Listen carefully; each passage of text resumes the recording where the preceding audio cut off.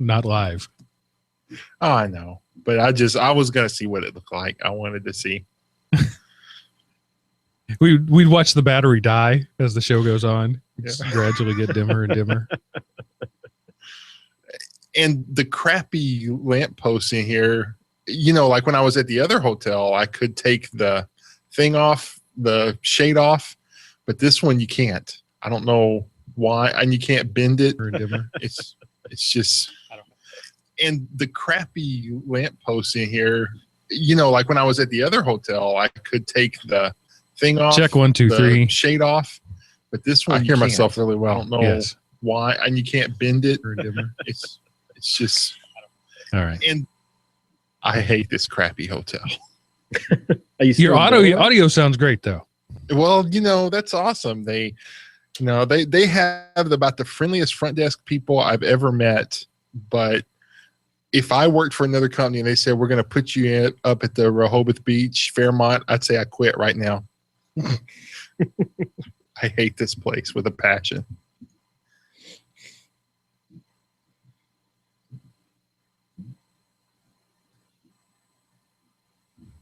How do you really feel about it, Seth? Kind of leaning towards not good on the good side. I'm getting some mixed messages here. I'm not sure. All right. Okay. There is a person in the chat room, so I'll let them know the live stream up. What are they doing in there? I don't even try to have the chat screen up when I only have one screen. And a little laptop screen at that. All right. Let's see. Go ahead and turn everything off and back on because that's a thing I have to do. Do the thing. Vicini. He can fuss. Think he like to scream at us. Probably he means no harm. He's just very, very short on charm. You have a wonderful gift for rhyme. Yes, some of the time. Stop that. I mean it. No more rhymes now. I mean it. Anybody want a peanut? Oh, you're going to make me watch my ISO. It's been a while. I probably need to watch it. You have an ISO of it? Yeah, because I don't want to carry the DVD with me. But rip it to an MP4 and it's on every, it's viewable on your phone, on your laptop, or everything. I don't have enough free space on my laptop or on my thing on my phone for it. Okay. And it's on a flash drive. So I found this the other day in an old laptop I was trying to bring back to life. No idea what's on it. I don't have a CD-ROM anymore. None of my machines. Wow. We've come. Oh, wait. This one over here has one. The one that I use for Audacity. Let's see what Chinese hacker software I have.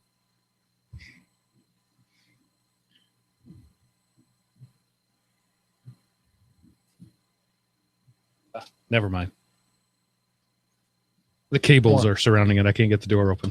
I have a portable drive somewhere. Yeah. Actually, I do have one downstairs. It's how I rip all my DVDs. But I just don't have it up here. Yeah, I found an old laptop that I had. It was a refurb. It was either refurb or just old when I bought it in 2012. It's an old Acer. Had not even an I processor. It was pre-I. It was an Intel. Had 2 gigs of RAM in it, and the hard drive was clickety. It wouldn't even boot. So I had an old small SSD. I threw it on there, and I put the only copy of Windows I have available to me from taking off another machine, Windows 7 64-bit. And I booted it up, and it said, "You freaking moron! You got 2 gigs of RAM. What are you thinking?" And so then I went on, of course, Amazon and said, "How much is RAM for this thing?" I could get 4 gigs of RAM for like $18. So it'll be here next week. We'll see if I can resurrect the old laptop. Cool. I mean, I don't expect it to do much, but it's slightly better than a Pi. It's bigger, uses more electricity. But my plan is to use it down in the man cave for TiVo, specifically for that. Cool. Right now, it does it. It plays it, but you can pull up the status monitor on it, and I get like 850 hard memory faults per second, which is what happens when your memory's full and it's having to use cache RAM. Because it's an SSD, the cache RAM is not bad, but still, it can't do nothing. Windows 7 64 can't think with less than 2 gigs of RAM, or with only 2 gigs of RAM. Okay. Miles, you good to go? All ready to go. Recording uncompressed audio? Yes, at this point. Oh, I mean, it'll be fine. So Skype compresses it, and does a great job of compressing it. And then when I mix everything together, I don't compress each track, but I want to mix everything together. I run a compression to basically, level it. It's a very mild compression. It's not like a multi-band or anything like that. So if you're hearing pumping, then it's probably the combination of the compression I run at the end and the compression you're sending me. Okay. Yeah, I rerouted the recording off whatever the thing is, the vintage Ozone isotope plugin, which does all this sort of weird stuff, and I've just got it routed straight off a denoiser into there, so it should be fine. All right. The denoiser is just a gate, so when I don't say anything, it should not give you anything to record. And I do run a noise removal filter. It's possible that they're competing with each other. Hadn't thought about that, but that usually results in like a staticky digital artifact more than the pumping that you're talking about. Okay. Any questions, comments? We need a title for the show. Let me look at the notes. What do we got here? It's I would go like hodgepodge, but we've done like 3 hodgepodge shows already as the title, hodgepodge. Titling, man, it's just a thing you have to do. There you go. There's the title. A thing you have to do. A thing you have to do. For 200, Alex.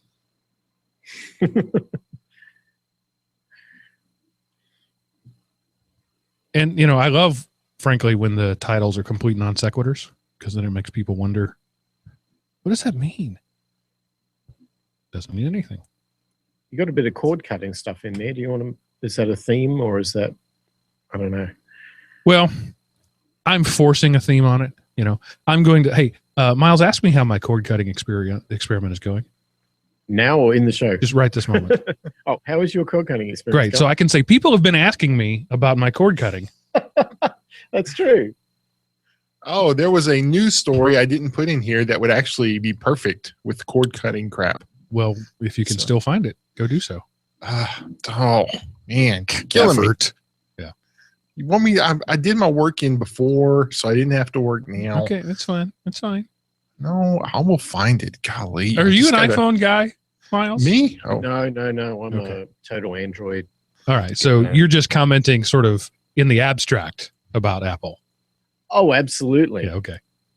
Have you seen the video? I think it was College Humor. Yeah, it was College Humor. Simply called iPhone 7 Worse.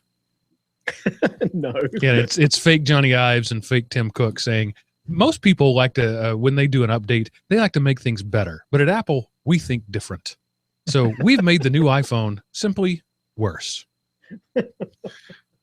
That's awesome. I don't know. I'm sure it's very pretty. We're probably going to upset 60% of the listeners if we go against iPhone. Oh, no, hang on. Your listeners are not this predominantly... I've been bashing Apple for years. Linuxy people, right? Yeah. If you mention Apple, we get hate mail, actually. Oh, okay. Excellent. All right. Let me turn my fan off. And we'll do some recording. And when you find that, stick it in there. And if you don't, so be it. I found some. You want me to put all of them in there? No, just the one that you said was relevant. Yeah, I found it in like 3 different places. So okay, the one that's the better article. Oh, I was supposed to read the articles beforehand. Oh, okay. That's what we've been doing wrong all these years. Research. Because I don't read them. I assumed you had been reading them. Who knew? I think most of the people who write them don't read them. Yeah. All right, here we go. Everybody recording. Roger. Yes, we've been recording. 1, 2, 3, go. Hello, everyone, and welcome to the GeekRant, episode 252, A Thing You Have to Do. Recorded September 11th, 2016, and brought to you by Element OP Productions. ElementOP.com. Welcome back, ladies and gentlemen, to the only show on the internet where geeks rant. Doesn't happen anywhere else, only here. I am your host, Mark, sometimes known as the Sultan of the Soapbox Cockerel, and joining me this week, kind of as always, maybe I'll stay as always next week, are your friends and mine. Wow, it's so hard. It's so ingrained in me to do the exact same intro every time. And when I got to Chris Neves, Chris isn't here. Sad emoji. All right.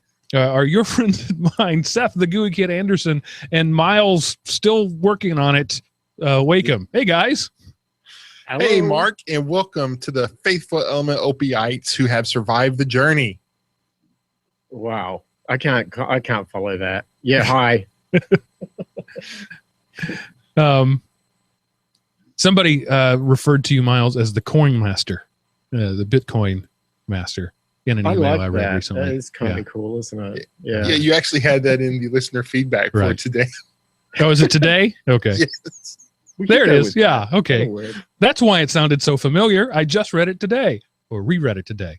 I read them all when they come in. Anyway, hey, everybody. I don't want to go too far without stopping to mention the fact that today is the 15th anniversary of what is currently commonly known as 9/11. In the U.S., it's a holiday called Patriots Day, the day bad people did bad things in the name of their God. And I don't want to spend too much time on it. There's lots of maudlin introspection all over the place. And I think really sort of the best tribute we can do, the best way that terrorism loses, is if we just, move on with our lives. So unless you guys have any comments, I plan to just move on with our lives. No, you did a good job. All right. Thanks. Yeah, go with that. So I just wanted to say that I had sort of a weird, the turning of the wheel kind of moment. I went to my first high school band game as a parent. High school football game as a parent this week. My oldest daughter, she's only in the 8th grade, but the high school that she'll be going into next year, that her school is a feeder school of, has an 8th grade band night every year, and the 8th graders go and march, or actually stand on the field after the marching is done with the high schoolers and play a couple of songs. So she did that. So I went to Kell High School here in North Georgia and the Kell Longhorns, and I watched some high school football, which I do enjoy high school football. There's just a certain charm to it. The grandstanding and that stuff you see in the pros isn't there. But also I watched my kid out on the field playing the same instrument, literally the same physical piece of metal that I played many years ago out on the field. And it was just, I've gone from being a band geek to a band dad. Yeah. Man, we're getting older. Yeah. And I'm go ahead. I just had to go through the whole high school experience of my daughter who did cheer. So yes, I had a whole different side of the stadium to sit at and watch. So that was fun. My kids are 14, 12, and 8, and the 8-year-old didn't make it past halftime. So my wife took her home. And of course the 14-year-old was doing the band thing. And so it was me and the 12-year-old sitting together on the stands watching football. And she said to me, "Can we do this every week?" And I said, "Well, in a couple of years, yes, this is going to be your life," because she's also in the band. But then today, when I was watching football, she came down to the man cave and sat on the couch with me and watched football with me. And that was the coolest thing ever. She's never expressed any interest in the game at all. But sitting there, on Friday night, she had literally nothing else to do, no distractions. So I got to explain to her, this is what's going on. This is what's why they're doing this. They took a timeout now because of this, and the coach is probably saying this to the team while they're taking that timeout, and watch and see if they make this adjustment. She was like, "Wow, how did you know all that?" Well, I've been watching this game. I never played it. but I've been watching it for, decades. So I know a little about it. But it was really kind of a cool thing to see her take some interest in it. I don't know how long it'll last, but for now I'm enjoying, having a little cuddle buddy while I watch football. Sounds fun, I guess. Yeah. And I'm a little older than a lot of parents with, so my kids are younger than everybody else I went to school with. People I went to school with are posting on Facebook about their grandkids, and my oldest is 14. We just, we had a little bit of a late start, but I'm the old guy sitting there in the stands, and there were some people around me. Oh, do you have a kid playing? Well, in the band, and this woman's like, 31, and she's got a middle schooler out there, and it just made me sad, really. All right, so that's all about that. Seth, but I can tell by your orangeness that you are not back at home in your regular recording place. Nope, this is the start of my last week in Delaware. I fly home Friday morning. So I get to wake up extra early and drive to the Philadelphia airport and fly back to Dallas. I will be very happy to get back home. Are you still in the Bait and Switch Hotel? Yep, still in this crappy garbage scow of a place that has, I will give them their due, the best front desk people ever, but unfortunately they're in the worst hotel I've ever stayed at. And that's I've been thinking about it for like a week solid now, and this is officially in my memory the worst hotel I've ever stayed at. Wow. But hey, maybe other people have had better results, but yeah, fun times here in Delaware. I once stayed at a motel. I wouldn't even call it a hotel, out in West Texas, and it was so small that you could not open the door fully to the bathroom. It hit the toilet. So you had to squeeze through the door half open and close the door to be able to use the sink, which was behind the door. So the sink was behind the door, and the toilet was behind the sink, and the tub shower combo was beside the toilet, and the door hit the toilet. So that's how small it was. And you had to squeeze in, and I'm a big guy. Squeezing is not my forte. Right. And so I'm standing there trying to brush my teeth, literally with my butt pressed up against the door behind me. It wasn't a terrible place. It was just really tiny. Yeah, no, I've stayed in motels that I've enjoyed much better than this. So, but yeah, fun times. You ever done the math on a hotel room? Assuming like 80% occupancy, and assuming, let's say they're 80% occupied 50% of the days of the month. A hotel room is bringing in something like 300,000 times what a rental on a one-bedroom apartment would be. Right. And yet they're all complaining about, we're going to save money by washing your towels every other day or not changing your sheets or that kind of thing. How can they really be that cash strapped if they're making a 300,000% markup? Again, you're forgetting the executive bonuses. You don't factor that into any of your economic equations. But no, this hotel is even better. They have bootlegged the cable from somewhere else because when I found the TV guide page, it has something hot spring spa across the top of it, and none of the channels match up to the channels. Like it says, HBO channel 24, this is showing. I go to 24, that's a sports channel. ABC channel 8, I go to channel 8 and they're talking in Spanish. And then it says, oh, look, there's this channel I want to watch on 65. Wait a minute, it only goes up to 61. So yeah, they're making money hands over fists here because I'm really seriously thinking about looking up that place and then writing Comcast because, we all know how much Comcast is awesome, and ask them how they like hotels ripping off their cable signal. It just... And charging you $15 a night for Wi-Fi and parking and, the $1 bottle of water, actually $3 bottle of water at the mini bar. Yeah, there's not one big thing here, but it's not the big thing that ruins your stay, because the big thing becomes the thing you talk about and laugh about. It's the death of 1,000 cuts, the preponderance of the little nitpicky stuff that just makes you go, I hate this place with a passion. That would make me seem like I love Apple. That's for all the people who've listened to us. That's how bad I don't like this place. I don't like to stay in Hilton brand. Not the Hilton chain, but the hotels with Hilton on the building, because they make me feel like an ATM more than a guest. Right. There's the $25 you rang the doorbell fee, and the toilet paper fee, and everything has a fee, and just that's I don't think I've read Conrad Hilton's biography. That's not the way he would want his hotels to be run. No. Yeah. Fun time. I love traveling. It's awesome. Great times were had by all. Miles, you're a world traveler, literally. What do you have to say? I've had some really weird experiences in hotels before, and all over the place. And the only one that comes to mind, well, a lot of them come to mind, but this one experience I had was in San Francisco, probably about 10 years ago. I was looking for a place to stay in the city, and this was back in the days where I had nowhere near as enough money to really be able to travel to San Francisco. And I found a hotel on, I don't know where I found it, one of these, Expedia type things. And it was some old building that was somewhere in the middle of the financial district. And I remember I came in at about 8 o'clock at night. I got a cab from the airport to the hotel. I got to the hotel, checked in. The guy at the desk seemed to know what he was doing. He gives me a key. He says, "You're in room 302 or whatever." I go into this elevator, which was built about the time San Francisco had a big fire. I think it was one of those old metal framed elevators, So I went in that thing creaked as it went up the building. I got off on the 3rd floor. I went over to my room. I put the key in the door, unlocked the door, opened the door, and there's a guy half naked on the bed.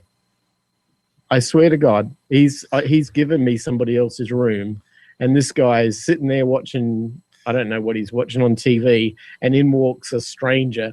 "Hello, sorry." And straight back down to the front desk I went. And I thought, I'm in San Francisco, but this is ridiculous. Well, at least he was only half naked. So there's that. He was lucky, I think. Or maybe I was. I don't know. You got there too soon. I can't get that out of my mind. It's been years, and I still, hundreds of hotels since then, but that one still rings a bell. Yeah, I mean, how hard is it to put a piece of a line through a room on a piece of paper that says nobody goes in there? Yeah. But, if your room key opened up his room, then it makes you wonder, does the same room key open up every room? Could you have just gone tried others? Or at that point, I was not going to try anything, man. I was just put me in a closet. I don't care. No, I'm not walking into other people's rooms anymore. Now, I've never had that happen to me personally, but I've had it people traveling with me have walked in on people in rooms, same situation with electronic card keys. It's just, if the guy's not paying attention, and assigns you a room, that's where you go, Right. Anyway, I had no intention of going all on that, but Seth, we're glad you're here. One thing we can say about, what's the hotel? Where are you staying? where I'm staying, the Fairmont Inn in Rehoboth Beach. Okay, so I was about to say the one thing we could say about the Fairmont Inn in Rehoboth Beach is their bandwidth is good, but then you couldn't hear me and you broke up talking back to me. So now there's nothing good we can say about them. Yeah. you had the one thing. I mean, the front desk people are extremely friendly. The best front desk people I've dealt with in any of the hotels I've stayed at. So it's a shame that they had to work here. Yeah, well, it's compensation, right? Right. If you can't have a good hotel, at least you can have friendly staff. Right. And you have something in here, Seth, that says Sully. Yeah, that's the movie with Tom Hanks about the guy who landed on the Hudson. Yeah. Yeah, I mean, spoiler alert, he landed a plane in the river. I mean, it's based on real life events. It was a really good movie. And if, my one takeaway from that is if I ever see I'm traveling with Tom Hanks, I'm getting off. So, yeah, Castaway, Apollo 13. Yeah, Captain Phillips or whatever that was. Yeah, if I'm on a boat and Tom Hanks gets on the boat, I'm jumping off. If I'm on a plane and he comes in, I'm screaming bomb. Yeah. I'm not traveling with him. But it was a really good movie, even though you knew how it ended. So it's not X-Men versus the Avengers trying to clean up Middle Earth or anything like that. But good movie. I really enjoy watching it. Man with One Red Shoe notwithstanding, Tom Hanks doesn't make a bad movie. He just doesn't. Right. And that's the exception that proves the rule. Exactly. So, who played Sully? Tom Hanks. Oh, he does. Oh, he's Sully. Yeah. Oh, okay. I get it. All right. Yeah. And Sully is, of course, the captain who, at the time was heralded as a hero, and then media being what media is, tried to take him apart. And, It's sad, really. Well, and whether I don't know, of course I understand when they're making a movie, they're not going to make you a 15-hour documentary. So the movie points out that it's like the investigators were the ones trying to say he did it wrong. Of course they want, they had to pay for the plane and stuff like that. So it was the media reporting what the investigators were trying to do. And of course, in the movie, he's like, now let's do the simulations right. And so anyway, it was a good movie. I enjoyed it. All right. And I just wanted to brag just a little bit. As I've mentioned before, I finally, and for the first time in 15, 16 years, I have a space of my own. So when my wife and I were first married, young couple, we bought our first house. It was a 3-bedroom house. It was going to be the house that we, raised our family in. And so we had the master bedroom with the bathroom attached. We had a guest bedroom with a bathroom adjacent, and we had an office. And it was great. I had my own space there. So the baby comes along. My wife gets pregnant. And so naturally, the logical thing to do is turn the guest bedroom into a nursery because, we don't have guests that often. Why have a room that's empty 300 days a year? No, that's what a man thinks. What a woman thinks is you lose your office, buddy.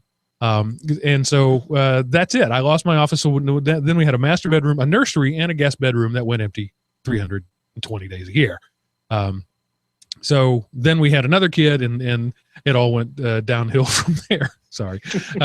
So now in this house, we have a finished basement. And in fact, there's 2 big rooms in the basement. One room is the girls' room and one room is the man cave. And so I've been outfitting my man cave. And I've mentioned it on the show many times before. I'm a prolific eBayer. I am constantly, if I looked on my phone right now, I probably have 15 bids on eBay right now. And I just throw out lowball bids. If something normally retails for $300 and I expect it to go for $175 on eBay, I'll put in a $70 bid. And I lose all of them, always, 90+% of the time. But when I win big. And in this case, I won big. I got an LCD projector for $54, including free shipping.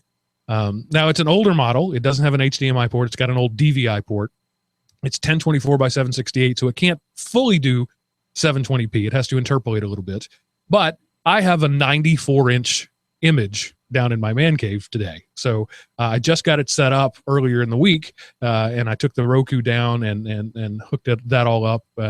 And so I watched the NFL today in 94 inches of projected glory. Ooh. And, even if it's not the highest quality possible, I'm okay with that with a giant freaking image. It was great. That sounds awesome. Yes. So the man cave is coming along. I have an old foosball table down there that I picked up on Craigslist for $70. It needs a little tender loving care. I've got the parts on order. They're literally on the slow boat from China in the most literal sense. But when they get here, I'll get that fixed up. I've got an old leather couch that I picked up from a guy on eBay. I've got, a couple other things on the way. So it's really turning out good. If you're ever in the Atlanta area, come hang out with me in the man cave. But of course, being that I have children, the man cave became the family room almost immediately. And last night I sat and watched How to Train Your Dragon on the 94-inch screen with my kids around me. That's okay. I don't mind so much. As long as they understand that when daddy wants to watch football, you don't get to say, no, but it's no, I win. You watch what you want when I'm there. So that was my experience today, and I've been talking about in the past my cord cutting experience when I moved into this house at the end of May.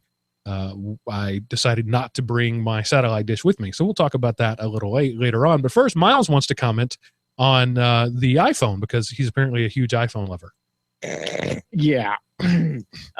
No. I'm sorry. No, I shouldn't be so dismissive of iPhones. Yes, you should. Really. Yes, I should. If you want to stay on this show. Yeah, really. I know how many people out there as a percentage of the general population use iPhones, so I got to be careful. I don't want to offend them because actually there's probably more of them than everybody else in the United States, at least. But what are they thinking with these headphones? Please, you were saying before about traveling. I spent a very large amount of summer escaping Phoenix's heat, and actually spent 3 weeks in Australia and actually 3 weeks in Europe this summer, which was great. But, you know, when you're traveling and you are sitting on planes, particularly for 15 hours long across the Pacific, headphones to drown out the noise around. And Apple are giving away these little white wireless. They're not giving away. They're selling for $160 extra. I mean, people, do you realize that means your phone is now $900? And you're not going to buy just one set of these. You're going to lose them 2, 3, 4 times. If you have kids, make that 6 times. This is a money spinner for Apple, and all because they didn't want to put a 3.5 mil headphone jack in the device. I don't get it. I don't know. What do you guys think? Well, I think you approached it from the wrong end. They didn't want to put a 3.5 inch or whatever headphone jack in there, so they could make millions selling you crappy hardware to go with your overpriced phone. You know, Apple has a long history of ditching, shall we say, aging peripherals. They were the first to dump the floppy drive. But nobody really cared when they dumped the floppy drive because nobody cared about the floppy drive. They were one of the first laptops to come out without an optical drive, and that caused problems. But the headphone, there's in both the case of the floppy and the CD, there's engineering reasons that you could do that. You're saving on space. You're saving on money. You're making the thing smaller and lighter. You're extending battery life. These are all good things. By pulling out a 3.5 millimeter headphone jack, you're not saving anything. It doesn't make it any thinner. It doesn't make it any cheaper. What does a headphone audio chip cost these days? In the pennies. I mean, less than a nickel. At probably less than a penny at the quantities they do. But I mean, I can buy it on eBay just singular for $1. And if they're buying bulk directly, or manufacturing themselves in China, cost is just a non-issue here. There is no engineering reason, no technical reason for it, and nor have I at least heard them try to defend that as a technical reason. They've just tried to say, basically, times change, get over it. Having said all of that, I rarely use my headphone jack. The only time I use my headphone jack is when I'm here and I want to play something from my phone into my mixer for podcasting purposes. All of my listening is done via Bluetooth, but as you said, Miles, there's a battery issue there. In that I don't know of any Bluetooth headphones that can both charge and be in use. None of the ones I own can be. And most of the time I get through a day, but sometimes I have to swap out headphones. I happen to have 2, one noise canceling for airplane purposes and one regular. But I almost never use the headphone jack. So while I would like to whine about it being, a money grab for Apple, I don't think it's going to make a very big impact on most people's lives. Yeah, I got across the Pacific. These are 15-hour long flights. 10, one of the latest Android devices. And the reason why I chose that device is because you can put a 256 gigabyte micro SD card in it. And I literally just loaded it up with YouTube videos and TV and stuff that I wanted to watch. And I plug in the headset and I check out, and for 15 hours I can get through that flight. But I can't see any way that I could do that with a wireless headset. I mean, there's no way it will actually stop ambient noise. I mean, maybe I'm wrong. Maybe they've come up with some crazy invention that stops ambient noise with those little things. But man, if you're parked over the plane wing or near an engine and you're not on a modern day plane like an A380 or a 777 or a Dreamliner or something like that, it's noisy. And if it's noisy, this is why people spend $300 and something to buy those big Bose headsets you see on planes that block out the noise. If you have no jack to plug that in, well, that was a great investment down the drain. So I don't know. They used the term, was it courage? Was that their whole thing at the? I'm not sure if that's the right term. I mean, maybe I'm just maybe I need to get over this thing and move forward, but it doesn't feel like it's moving forward at all. I think what happened is just they forgot to put it in. And then somebody looked at it. The last guy said, where's the headphone jack? And the engineer went, oh, crap, that's what we forgot. And the marketing guy said, y'all, we're Apple. We can get away with anything. Watch this spin. I think that's what's happening here. So, and of course, if you're a third-party dongle maker, this is your dream come true. Now every iPhone owner needs something that you sell. Yeah, and it's just Apple wanting to get more metrics and lock more third-party unlicensed stuff out, because otherwise, they made it to where they're just, God, I hate Apple almost as much as I hate this hotel. So, but no, it's just, I have my earphones and I use them quite often when I'm running. I put my podcast on when I'm jogging, and then I have my cord that runs down to my phone / podcast player, and that's what I use. I mean, I'm too cheap to go out and buy wireless stuff that then I've got to have two devices using electricity, so it's more electricity and ends up costing me more money because those devices are more expensive, and it costs me more money because it's another thing using electricity, and then it's more money to use the electricity on my phone because it has to produce a wireless signal. And anyway, it's just a way for people to spend more money. And, since you're spending money anyway, Apple would like to have their fair share and other people's fair share as well. I didn't think about that. You're right. Imagine if you're jogging and you're like you do, Seth, and you're out in the middle of, I don't know, trail running or something like that. How are those things going to stay in your ears? They're just going to fall out. And there we go. That was a $160 jog. And you're going to be doing it all the time. I mean, somebody's going to invent some strap or some sort of thing to put over your head so they don't fall on. Sorry, guys, that's called a headphone. All you got to do is just buy some headphones. Job done. Well, I personally use the Jaybird Freedom Bluetooth headsets. They have a little ear because I have non-earbud ears. No earbuds stick into my ears, but and there are other people that make them, but the one that I use personally is made by a company called Jaybird, and they have a little plastic curved piece that wedges in between the curved piece of cartilage and makes the headphones fit very comfortably. They also last about 10 to 12 hours of constant play, but I paid almost $200 for them. So this is a premium product. And Miles, like you said, I have the big noise canceling ones as well. I got those at a discount in exchange for a review, but ordinarily that would run another $200. So if you're willing to spend $400 worth of headphones, you can get across that transatlantic flight. But otherwise, sorry, you're just out of luck. But people who buy iPhones, right, there's two classes. There's the people who get the iPhone because that's what the AT&T store gives them. Or there's the people who buy the iPhones outright because they don't care about how much things cost. In this case, neither of these people are really going to be affected, because the first thing that Verizon and AT&T are going to do is start running promotions where if we lock you into a 3-year contract, you get a pair of headphones with a lightning adapter for your thing. And so I think they're going to skate through this as a company completely unscathed, because both ends of the market, the people who don't know how much a phone costs won't notice, and the people who don't care how much a phone costs won't notice. Only those of us in the middle who actually pay for their phones are going to care. So I think this is going to be a non-issue for everybody except us geeks who like to complain.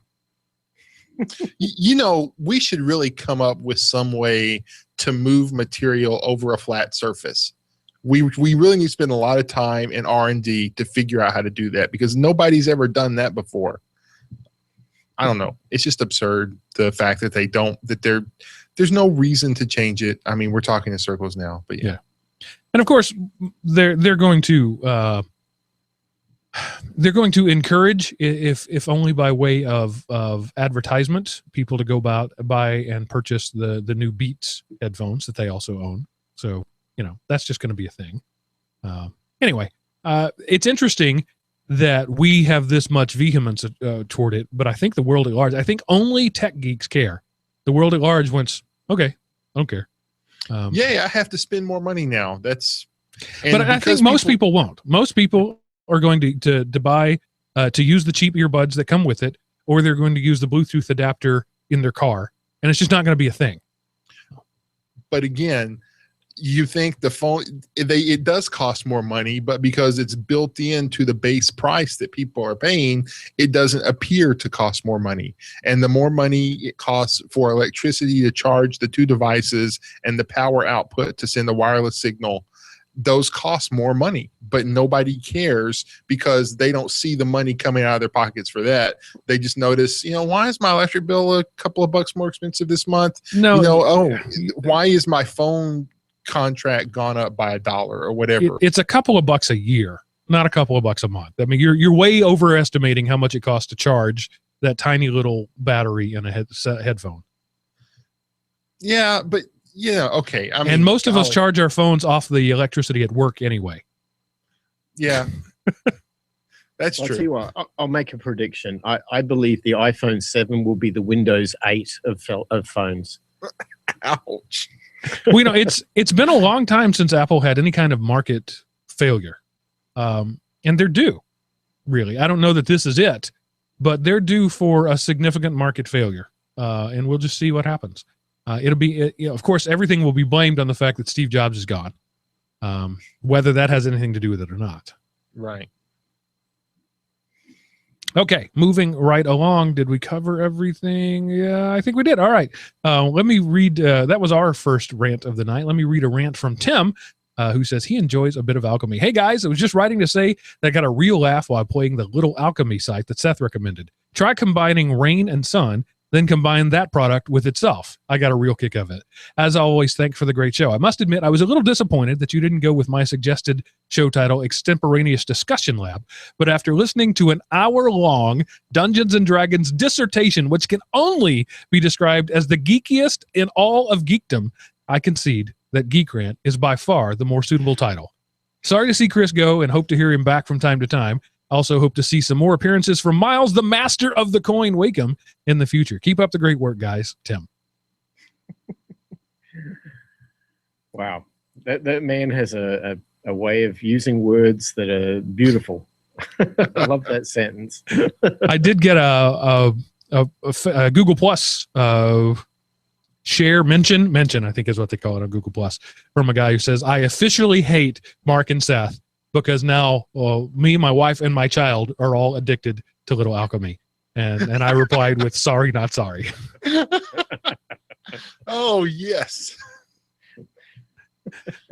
So awesome. Speaking of Master of the Coin, the Bitcoin, it's up like 12% right now. And I'm sure there's a reason for it, but I can't figure out what it is. Miles, any idea? Well, I mean, there was something that made a thing, but I can't see why it's a thing. Well, there's two things this week which are big in the Bitcoin news. One is that the Russian Federation did a 180-degree turn on, we're going to jail you if you use Bitcoin, to maybe it's not such a bad thing after all.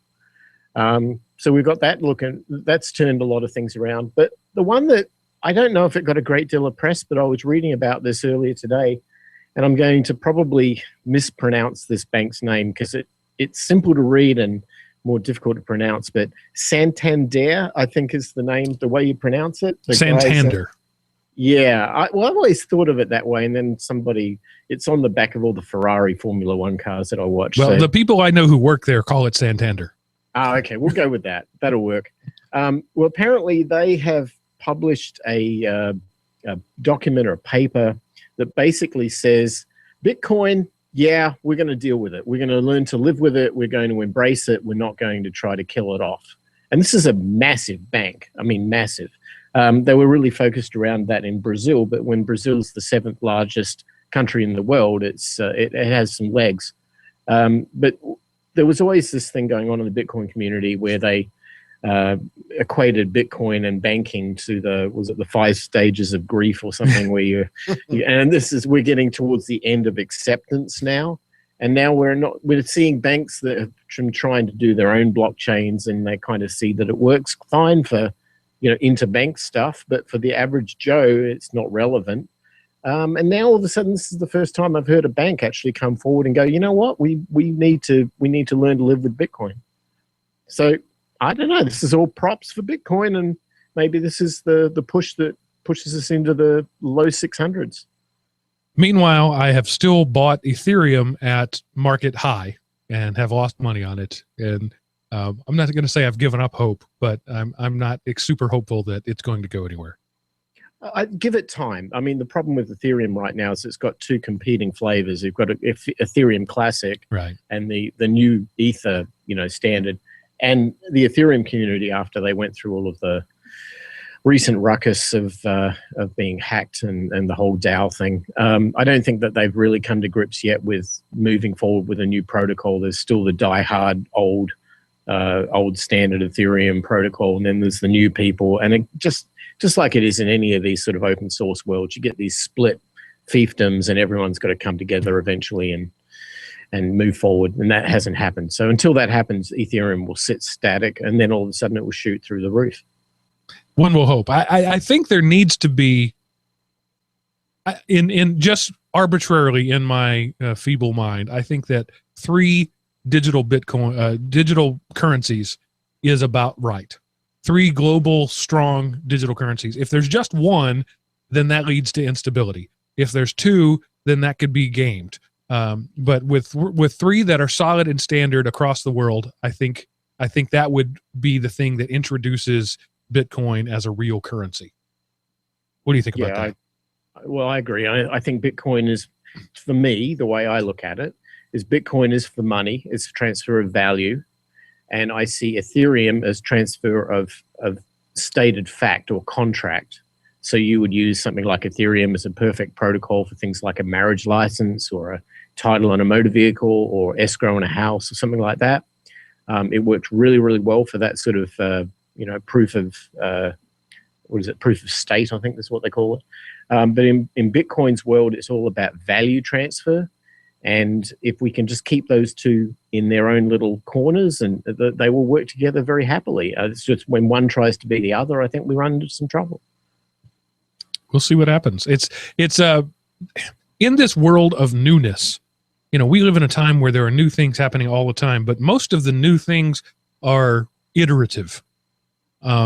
Digital coinage is the first brand new thing that never existed that I can think of in the last decade.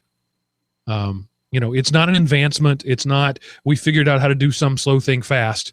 Like we mapped the human genome. Well, we knew how to do that, but some guy figured out how to make it fast. Hard drives and RAM, we knew how to do that all the way back in the 50s. We just figured out how to make it smaller and faster. But digital currency, the Satoshi Nakamura invented a thing that was never a thing. And that's exciting to me. And here's the thing, it's been around for 7 years now before it's a thing. So, right. It's the 10-year overnight success. Right. Most overnight successes take about a decade. This is true. Okay. And one thing, people have been asking me just left and right, just nonstop about my new cord cutting experience and how things are going there. And so I just thought I'd give you a little update on that. So as I've told you before, in June, when I moved into this house, end of May, early June, somewhere around that time, I decided not to bring my Dish Network that I'd had for 15 years with me, and I wanted to see if I could do it, get spousal approval and kid approval and not miss anything. And I have achieved that mark. Now I'm not a big, heavy television watcher. So if you're into live television or broadcast television, it may not work for you. But for me, it's working just fine. So I have found that the magic device, that it's the 80-20 device. 80% of the time, it does 80% of what I needed to do, and that's the Roku. And so I use the PlayStation View service. I had originally started with Sling TV. And Sling TV has issues, not just technical, but licensing issues. For example, Sling TV didn't at the time, I don't know if it does now, have Discovery Channel and Discovery Networks, not just specifically Discovery Channel, but that's Discovery, that's History, that's Learning Channel. And that's like 70% of what I watch personally. I'm into that sort of thing. History Channel and Discovery Channel are my thing. So that was kind of a deal breaker. They did have Disney and Nickelodeon and the kid stuff, so that was great. But That was on the 1 stream at a time plan. They have a 3 stream at a time plan, but Disney is conspicuously absent from that plan. PlayStation Vue, on the other hand, which got its start on the PlayStation, hence the name PlayStation Vue, but now is available on Android and Xbox and Roku. That was the big thing for me. They don't have a web component yet. I'm hoping they'll get one. That was the deal maker for me. 5 streams at a time, so we can have something going in the living room, something going in the upstairs bedroom, something going in the man cave, and something going on 2 kids' tablets at the same time, which is, way overkill. We rarely, if ever, do that, but we have that option. Whereas Sling TV, particularly Disney, that wasn't going to happen. It's a DVR, which is kind of cool. You tag a show as you say, this is my show, and it'll record 4 episodes of that show, 4 weeks, I should say. So if there's more than 1 episode a week, it'll record all of them, but it'll give you 28 days of shows. And then it seamlessly goes to the video on demand show. So say Food Network, right? It'll record something on Food Network, Chopped. It's one of the shows I like to watch. It'll record 4 episodes of Chopped, but also show me all the episodes of Chopped that Food Network hosts on their servers. So I'm browsing through there and I can see 15 or 20 different episodes to choose from. Sling didn't offer that in the same way. Now, so it was for me the thing, and I'm on the bottom tier plan, which is $29 a month, $29.99, $30 a month, which is, it's a little pricey compared to, say, Hulu or Netflix, but it has everything I need, and it was not the $116 I was paying every month to Dish Network. And we haven't missed anything. Not one thing have we missed. Now, the DVR is a little wonky, particularly on Disney shows. Disney, I think, intentionally breaks their DVR service. Disney will list shows at, say, starting at 9 and ending it at 10, but will actually show it at starting from 9:15 and running to 10:15. And so you lose the end of your show. Chag in the chat room is asking about ads. When you're watching PlayStation Vue, it's all the regular TV ads. But if it's not something live, if it's recorded, you can skip over those ads. On the Roku, that's a little dinky, and I think that's a Roku problem. Their hardware just doesn't allow for live scrubbing. On the phone, it's a much better experience. You can skip forward 30 seconds. You can live scrub. You can do that sort of thing. On the Roku, it's a little dinky. But I've learned that you get a 10-second skip. Most ads run between 2.5 to 3 minutes. So I click the 10-second button about 28 times. And sometimes I watch part of one commercial.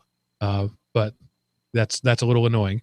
But anyway, I lost my train of thought before I read that about the ads. But anyway, it's Disney intentionally breaks things. So like Girl Meets World is a Disney show that my family has to watch. My girls in particular. So I had to go to Google Play and buy that season, or volume, they call it, of Girl Meets World, because we were missing the end every time consistently. So that cost me an extra $20 over the course of probably 4 months. I'm okay with that. That doesn't break my heart at all. And again, Google Play is right there on the Roku. So the Roku has become the center of it. Now, for just recently in the Atlanta market, they've added the Fox Atlanta. So today when I was watching football, I was watching that on the Fox show, Fox Network, the local My Fox 5 Atlanta show right there on PlayStation Vue on the Roku. It was great. But for other things, if I want to watch NBC or PBS or whatever, I stuck an antenna up in the attic and bought a TiVo Romeo OTA. So what the Romeo does, it's TiVo, which we all know is one of the best DVRs out there. It's got 4 tuners in it. It's got 0.5 terabyte, 500 gigabyte hard drive in it, and it'll just record stuff. You can do one of the neat features I like is called a one pass. So let's say you like one of the shows I like is American Ninja Warrior. I set a one pass for American Ninja Warrior, and it shows me everywhere American Ninja Warrior is available. It records it every time it's on, but it also will show me the Amazon Prime options. It'll show me the Netflix options, all right there, because it's got a Prime app, and it's got a Netflix app, and it's got a Hulu app all built right in. So right there from that one interface, I can watch every episode and don't have to care where it is. That was a pricey piece of equipment, but I bought TiVo, like, makes you buy a license. You pay I think $30 a month for a license, or you can buy a lifetime license. So the hardware plus the lifetime license, plus a second piece of equipment called the TiVo Stream that takes what's on my TiVo and streams it out over the internet so that we can watch it anywhere else, including other rooms or on tablets or whatever else. All of that together cost me about $600. So that was an expensive outlay up front. But when you consider that I'm no longer paying Dish Network $120 every month, then, on the 6th month, I start recouping my loss.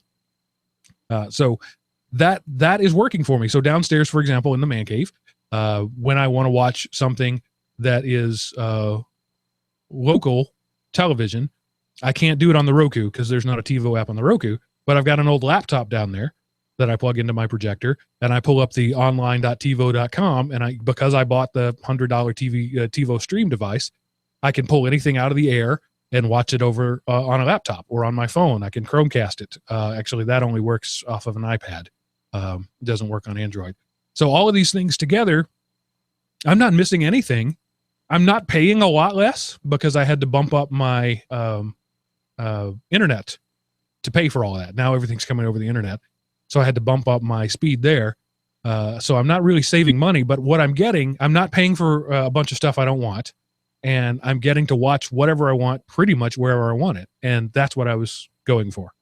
So there's my update. Now, my experience with Android TV has not been super positive, but maybe that's the device I've been using. I've got a cheap $30 Amlogic S809 device, and Android TV is, not awesome on it. But Miles, you have the best Android TV box you can buy. So what's your experience been with the NVIDIA Shield? I've had the NVIDIA Shield. It'll be 4 weeks on Friday. And I went through the same process I'm sure that everyone goes through with this cord cutting thing. We have DirecTV, was paying over $100 a month for this. And I also have, separate to that, I've got a set-top device that plays recorded media. It's called a popcorn hour. Yep. So I would watch that a lot most of the time. And what was happening was my wife was watching the DirecTV box more and more. And then eventually she discovered Netflix, and now she binge watches all these shows that she likes. And the DirecTV doesn't even get any love anymore. We watch it for, I think she watched a couple of regular network shows, and I get some motorsports on it, and that's about it. So to spend $100 a month for that is ridiculous. So I thought, okay, well, it's time to start getting serious about getting off cable or satellite in this case. So I looked at every show we watched, and I realized that, there's about 30 free-to-air channels I can get here in Phoenix. Maybe of that, 10 of them are English channels, but it's enough to be able to get the shows that my wife watches.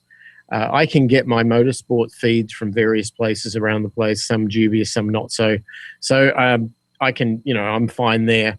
But at the end of the day, I like you, Mark, I had a little inexpensive Android TV box. And I plugged in the TV, and the quality of the picture was subpar.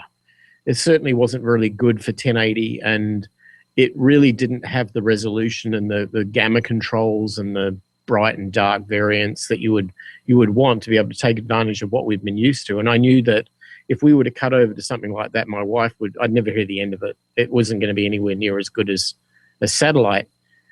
So I went on the internet and studied and found out that everyone's raving about this NVIDIA Shield device. So I said, okay, I'll punt. So I bought one. And because it's NVIDIA, I'm thinking, well, they're a graphics company, right? So they're going to have a really nice quality graphics display, and it's 4K ready. So I get a little bit of future-proofing with it. And plugged into the TV, and man, it's beautiful. The picture quality is fantastic. But what was really, really nice about this was that the way they've implemented Android TV on this particular device, it feels like NVIDIA were able to tell Google how to write Android TV correctly, and with the remote, and it's just perfect. I can't say I'm wanting for anything on this device. All of the Android TV apps that you get that would have been subpar on the old Android TV device it feels like they were made for the NVIDIA Shield. The YouTube app is fantastic. I watch Bloomberg News. It's one of the best apps I've ever seen.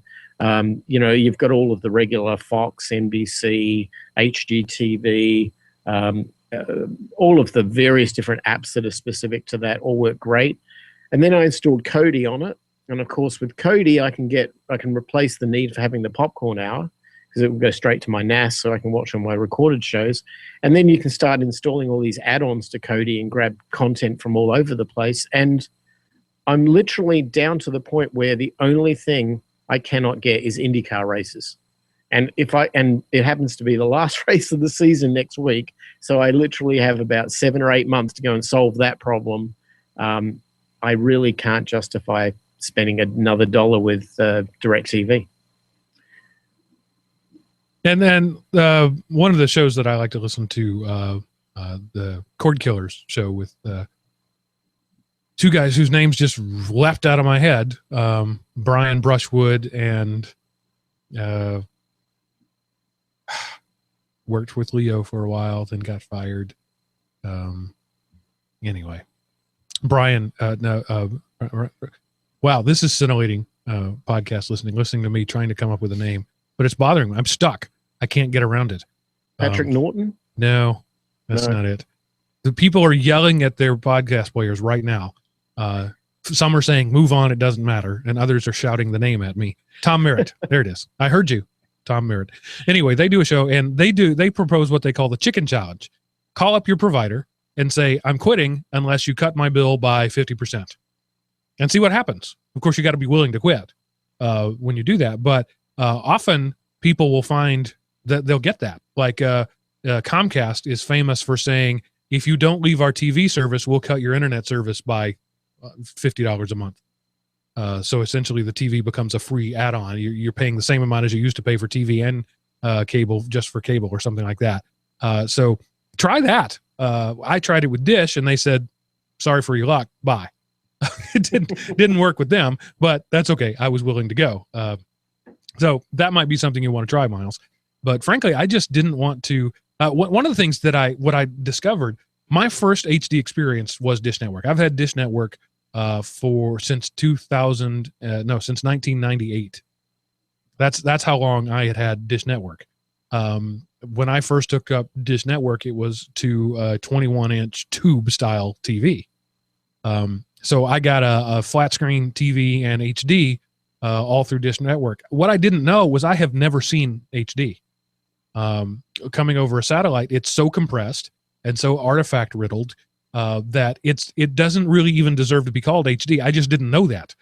I stuck a $50 flat piece of plastic up in my attic and plugged it into the TiVo, and oh my gosh, it is so much higher quality than anything I'd ever looked at before. I just didn't know. It was like a blind man who was suddenly seeing, this is what HD TV is supposed to look like. I didn't know. So and probably with digital cable, it's the same. I suspect digital cable is compressing things like crazy. Again, I don't have any experience with it, but until you see the full uncompressed over the air digital signal, I don't think you've really seen what HD TV can be. Seth, what have you got while you're traveling? What are you doing with hotels and so on?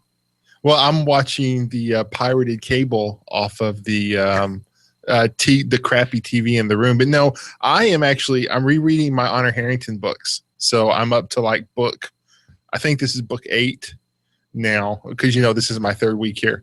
So I get a lot of reading done, and then I do some YouTubing, and then I call it internet archaeology. I think I'm one of the last web surfers where I just go from site to site wherever it takes me.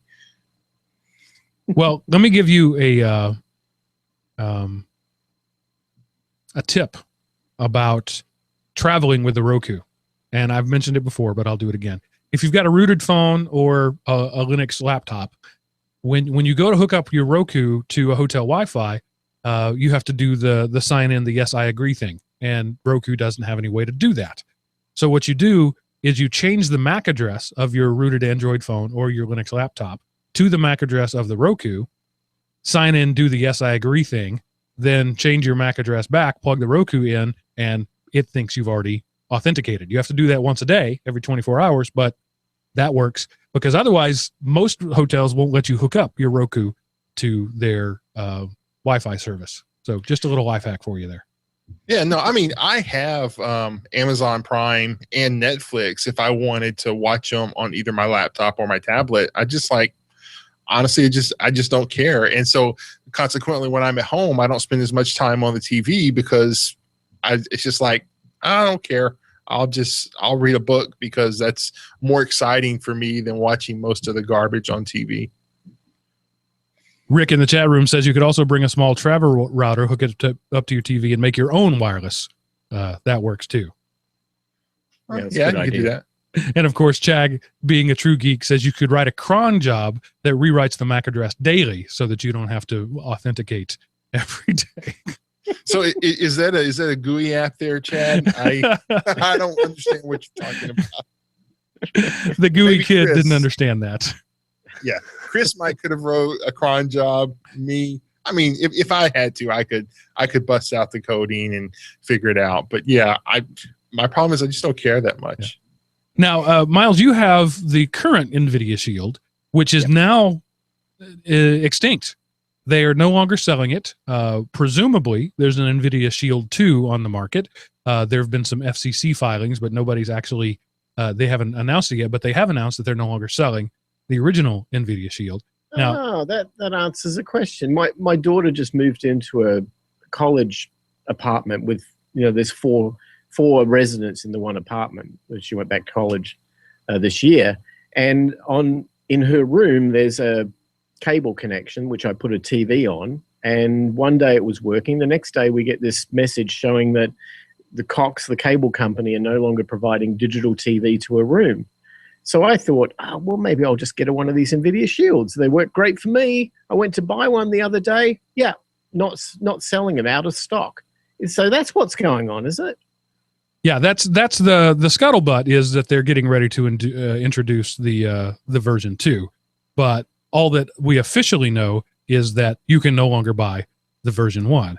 But the first version has, I'm trying to look it up on the site because I want to get it exactly right, but I believe it's 256 video GPU cores. That's why it's so good. It has, a number, I don't know how many. You can get the Shield Pro with the 500 gig hard drive. That one's still in stock. I'm looking at that now, but nobody really wants that. But 256 cores. Now, if they're going to do the new version, right, what is that going to be? Probably 500 cores. I mean, that's a reasonable expectation for things to double as they go on. Dang, that'll be my Ethereum mining rig. But one of the things I wonder about is this just, number adding? Because how much better could it be? I mean, Miles, you said this is what it should look like. I mean, could you make it better? Can from your experience? Not on my current TV, but if I had 4K. Yeah, maybe. There you go, 4K. Yeah. But mine is apparently 4K compatible. Maybe when they're pushing it on Ultra HD and 4K and all that stuff, that they see an opportunity to raise the limit or something. Well, this says that I'm on shield.nvidia.com, and it says that it can do 4K playback at 56 frames per second right now. Yeah, that's right. I bought it as a bit of a future-proofing thing in case I decide to upgrade the TV. I mean, I couldn't believe it. I went into a Walmart recently, and they've got 4K 65-inch flat-screen TVs for under $1,000. I've never heard of anything like this. Not only that, but they're not even locked up. You can just go grab one by the little plastic handle and walk away with it. When I first bought my first flat screen TV, I bought it at Circuit City. Anybody remember those?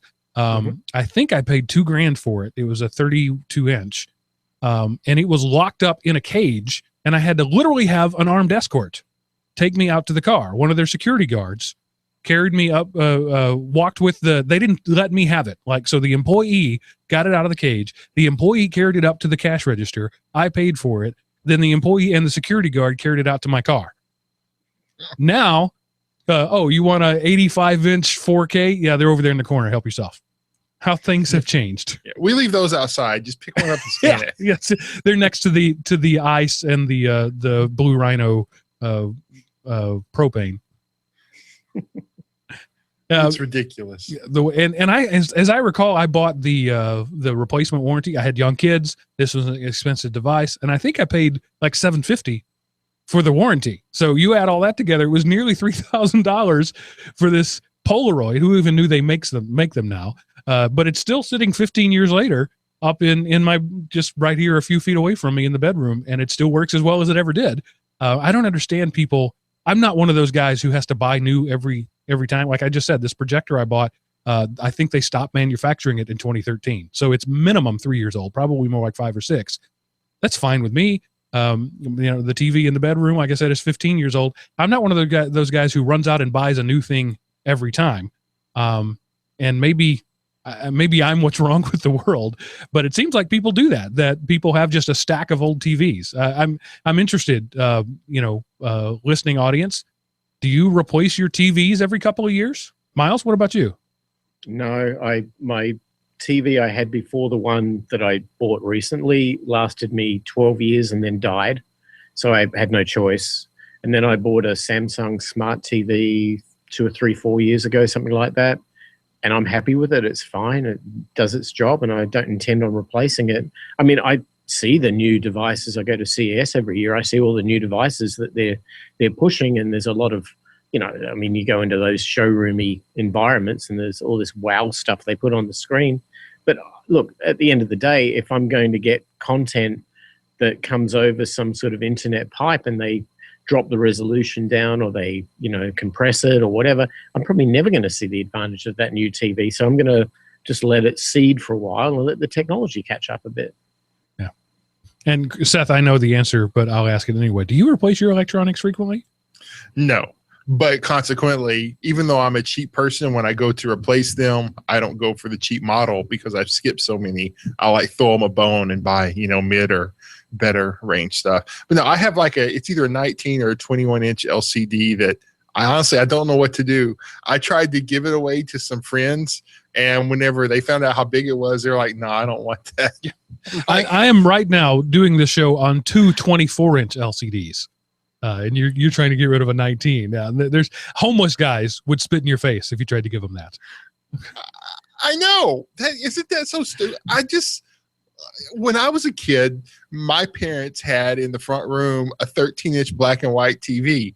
That was the one TV in the house when I was a kid. Right. And I've talked before about having to climb the ladder to turn the antenna so we could see the different channels. But I mean, and now, I have a 40-inch TV in my room. Just, what would I need something like that for? I don't need it. That's the point. But I have it. I didn't have color television until I moved to college, and my roommate had one. So I'm far from an early adapter in that world, but I'm trying to make up for it. Chag in the chat room says that he replaces his computer monitors, but not his TVs regularly. But I don't even do that. I mean, I bought this because I needed a new rig, but prior to that, it was a 17-inch 4x3 monitor. And Seth, to talk to your frugality on videos, I got to tell you a bit of a win this week. I had to go and get a 17-inch monitor just for a dedicated application on a little computer. So I decided I was going to go to a store over here they have called, I'm not sure if they've got them in your area, but they're called Savers. They're basically like a Goodwill, but a kind of little upmarket from that. Okay, here's the total price I paid for this 17-inch Dell perfectly working screen. $3.71. Wow. Is that including tax? That was including tax. Out the door, $3.71. Wow. That's awesome. Obsolescence is a phrase that I don't accept. And that old, like the family computer downstairs originally came with Windows Vista on it, if that tells you anything. And it's connected to a monitor that I had from the computer before it. It's not a tube, it is a flat screen.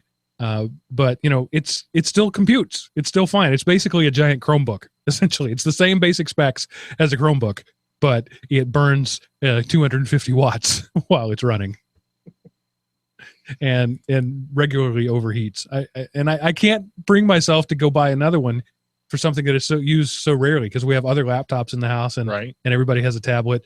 But literally 3 times a week, it's the one where the printer's connected. And if we can't, it's a Wi-Fi printer, but sometimes you need to print through the computer too, like through the tablets, for example. And so, like 2 or 3 times a week, I've got to go reboot the thing because it's just locked up and nobody noticed until they needed to print something. It's sad, really. It's like the kids has no shoes. You know, I'm a tech guy. This is what I do for a living, and all the tech in my house is reused crap. Anyway. Yep.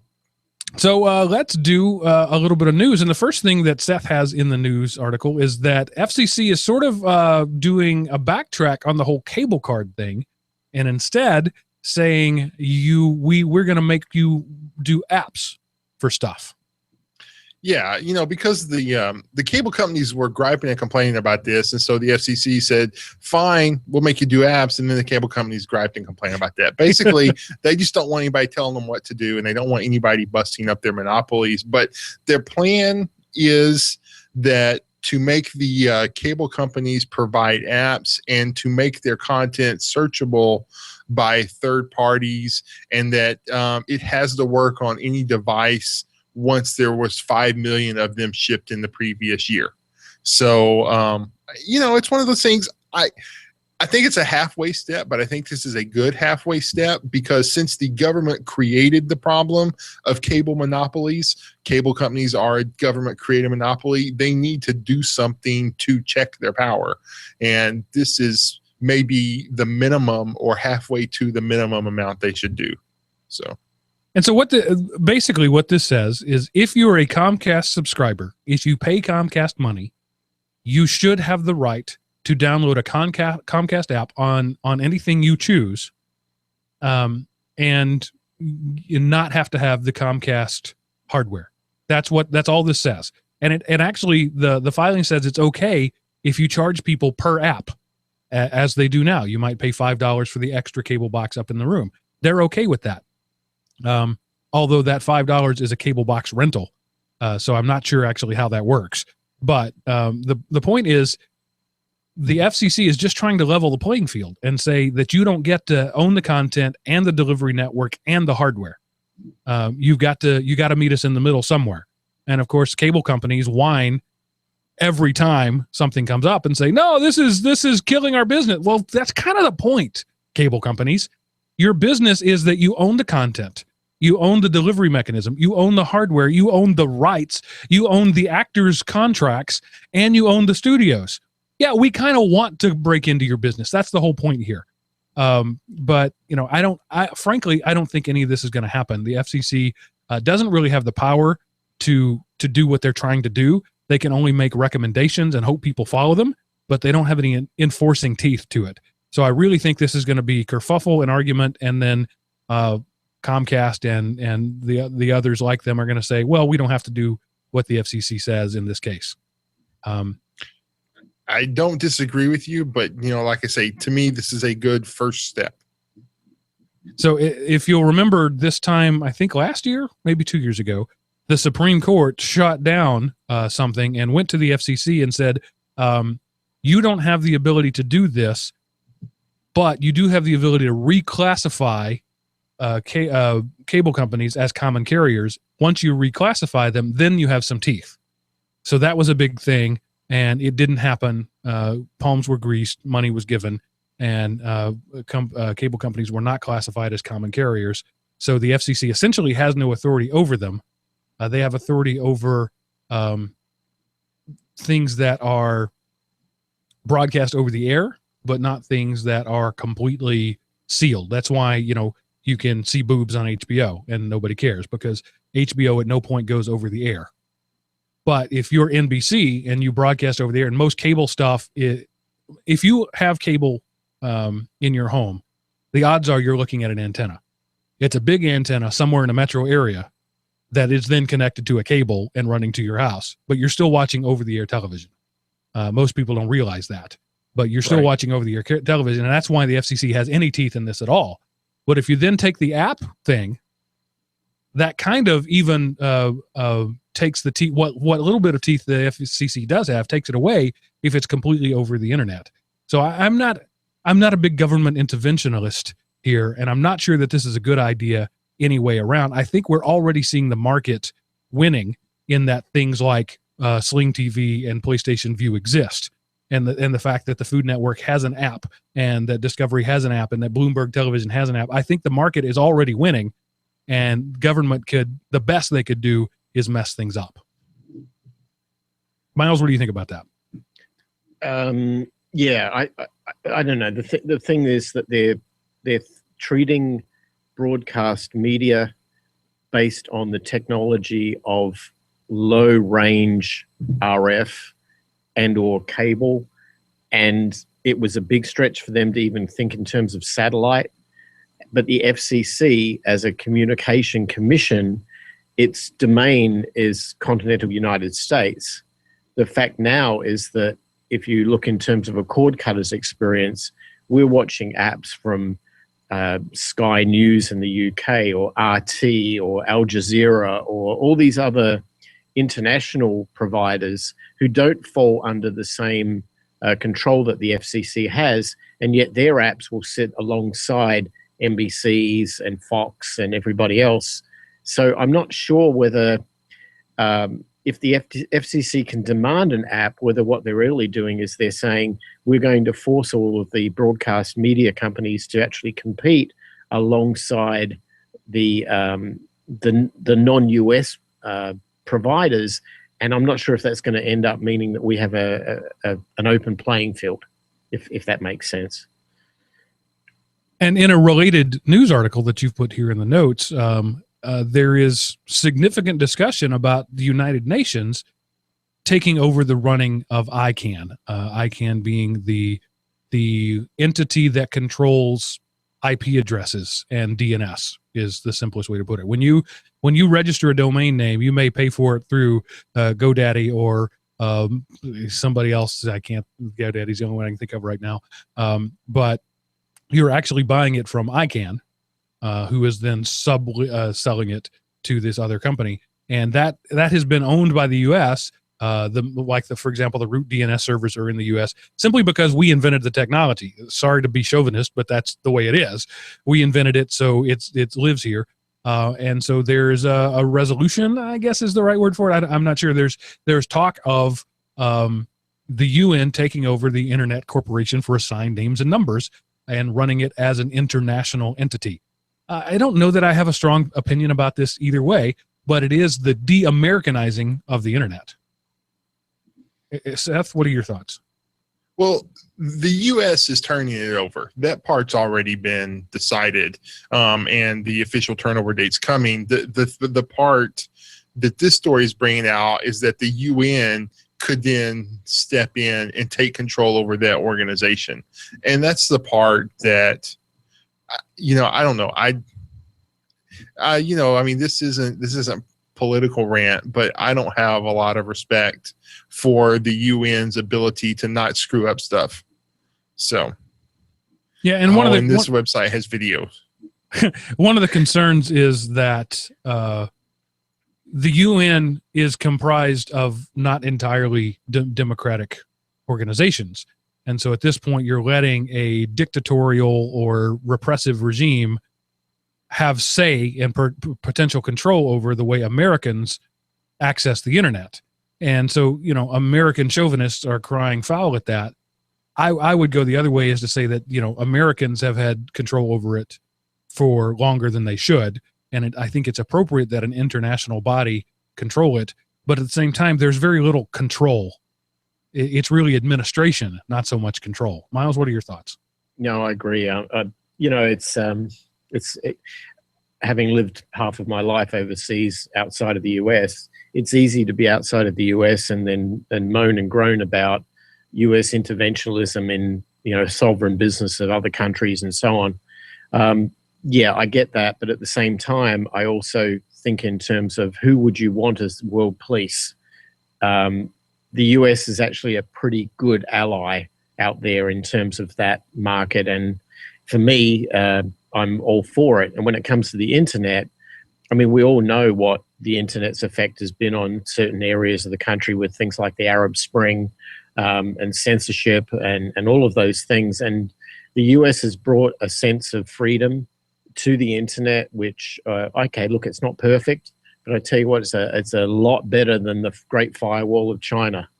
And if we put this in the hands of an organization that any of those entities have some form of veto power or can influence the direction or so on, I don't want to see the Great Firewall of planet Earth going around. So right now, I'd like to leave it as it is, but my concern is that this is up for, it's a natural passover to the UN set for October the 1st, I believe. And I don't know if our Congress will be able to step in and change that, let alone do anything. We've got the whole government shutdown thing on the cards right now, and I don't think that this is even going to register to them as something important. And my fear is that this will just naturally fall to the UN and we won't have any input or any way to stop it. And then afterwards, we're going to be trying to claw everything back, and it's not going to end well.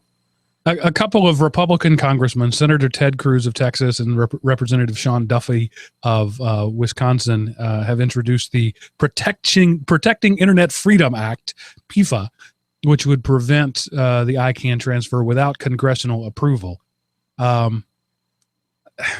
That smacks to me of conservative political rhetoric, that we're protecting freedom by preventing the control. We're protecting American hegemony, which, let's call it that. If that's what it is, let's call it that. And I'm okay with it, frankly. I'm okay with protecting American hegemony in this case. But let's not pretend that this is a freedom thing. It's really not, because all ICANN does is match up Disney.com to 217.98.34.75. I don't have no idea what that actually goes to. Don't put that in your browser. I'm not responsible for somebody putting those numbers into your browser. But what this means is we would now have to, have a subset of our own DNS. And that's how people get around the Great Firewall of China now. That's how the Arab Spring works. It wasn't people using the standard systems. They were passing IP addresses back and forth, and they were broadcasting things on Twitter and saying, here, the feed is here. So none of these things, there is no way that ICANN can prevent the free flow of information. They can make it more difficult. They can't prevent it. And so by moving ICANN from the US to, let's put it in North Korea, let's be just super extreme about it, that still doesn't harm internet freedom. It just makes things a little more difficult. So this should really be called Protecting American Comfort Act. Any thoughts on that? Well, I mean, okay, just because that's what ICANN does now, again, you're forgetting the inevitable government creep that comes into everything. And so what happens, I don't know. Hey, I'm an American. I'm an American first and a world citizen second. So go America. I would like it better if it was here. I understand the rest of the world complains. But what happens whenever my fees go to the UN process to equip orphans in the sub-Saharan desert with backpacks and iPods, and that's what they're using the fee for. Just crap like that. That's a stupid example, I know, but you're adding a level of bureaucracy to something, and that's never a good thing. Agreed.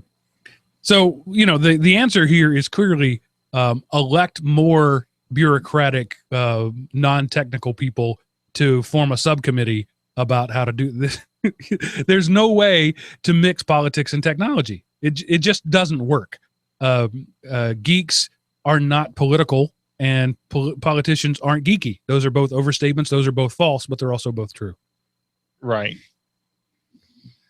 It's like ex-geeks become politics, and they are very well versed with the technology that they had when they got out of the geek life to sell their soul to Satan and join politics. And then all of a sudden they think they're an expert on anything that comes down the technology pipe since then. And, as we all know, I learned whenever Windows 3.1 was still around, and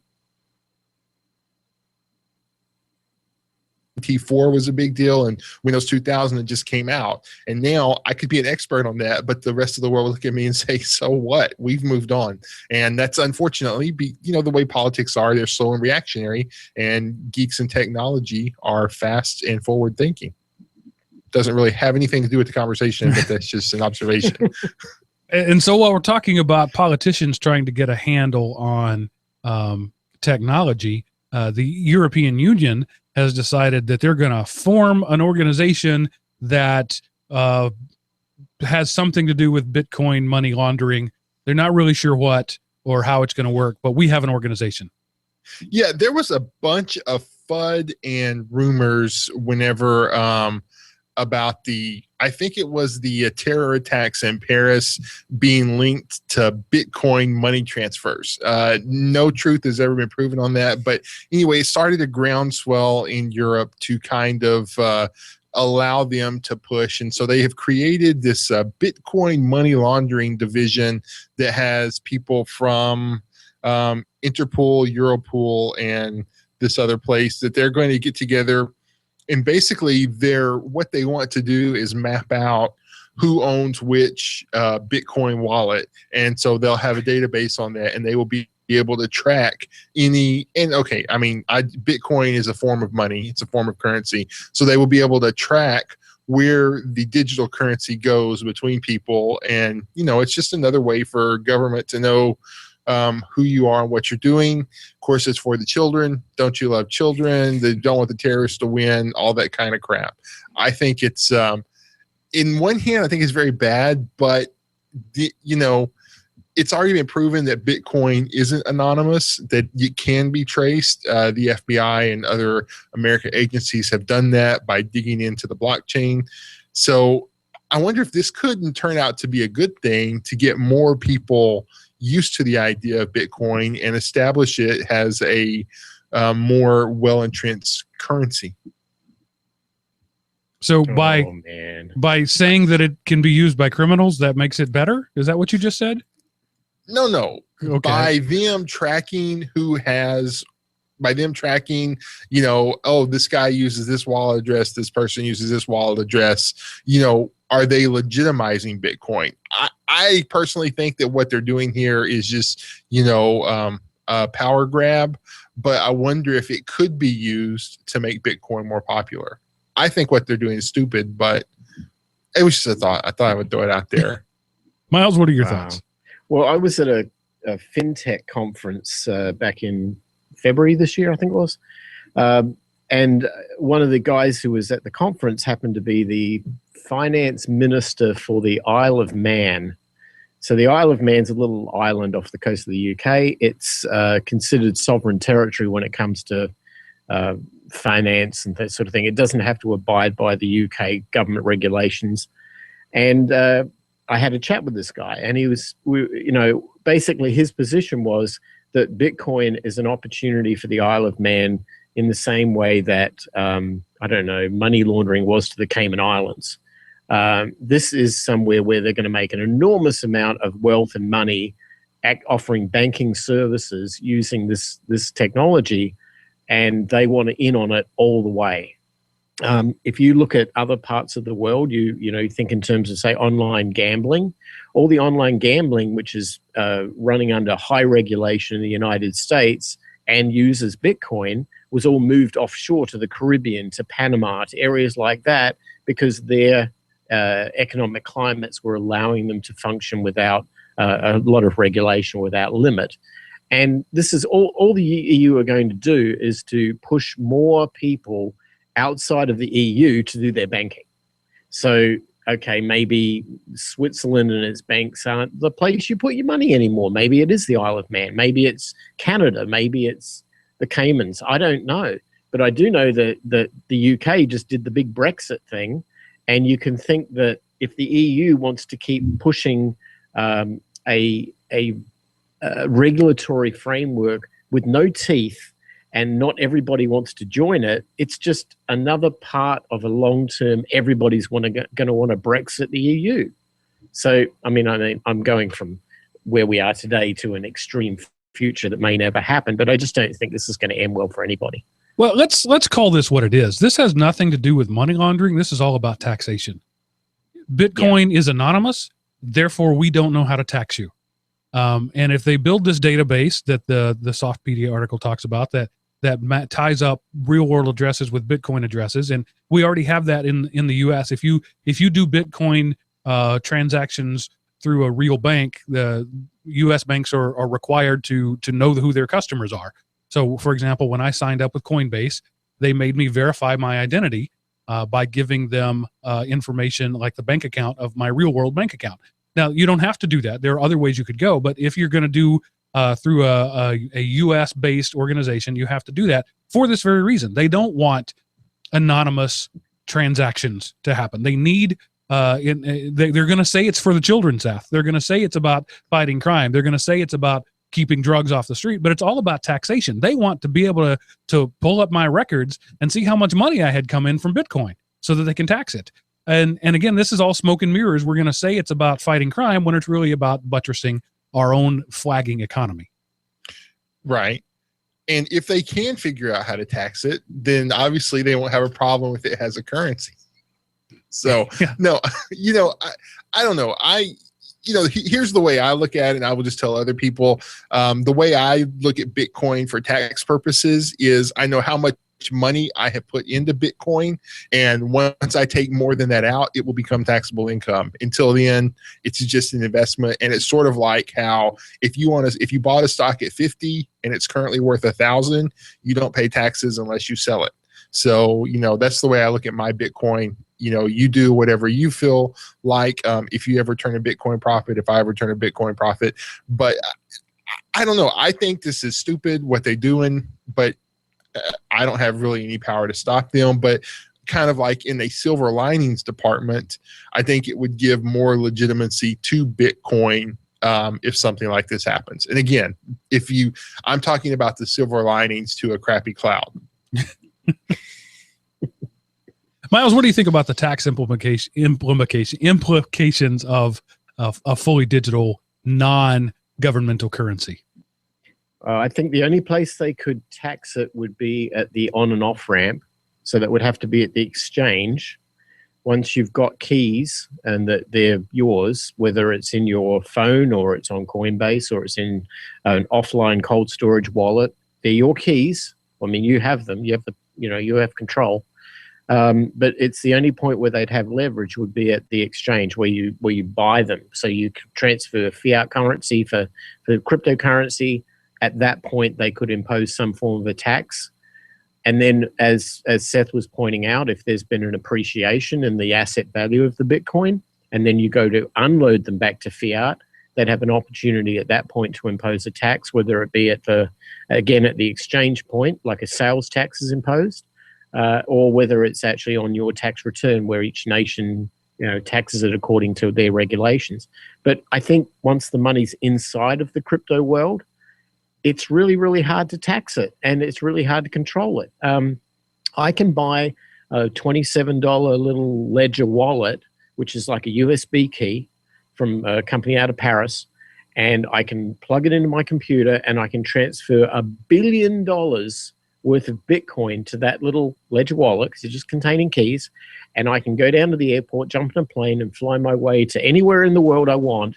And when I walk through customs, there's no way that they're going to be able to intercept that as a transfer. Yet if I carry 10,000 US dollars in cash, they're all over it. And until they realize that the borders that do not apply to internet-based currencies, and they have to be policed and they have to be taxed and treated differently, will they ever have a chance at even understanding a way to regulate this? So I don't think there's any way. I think that if they attempt to do it, they're going to open up a world of opportunities for people who will thwart it.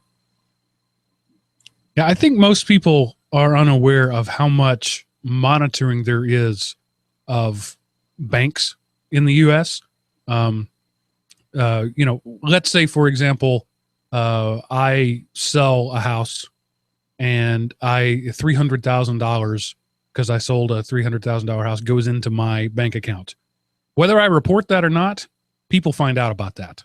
There are rules about that. When that much money comes in, it's got to be reported, and it goes places. And if at the end of the year I don't file some paperwork saying that I made a $300,000 profit, people are going to come calling.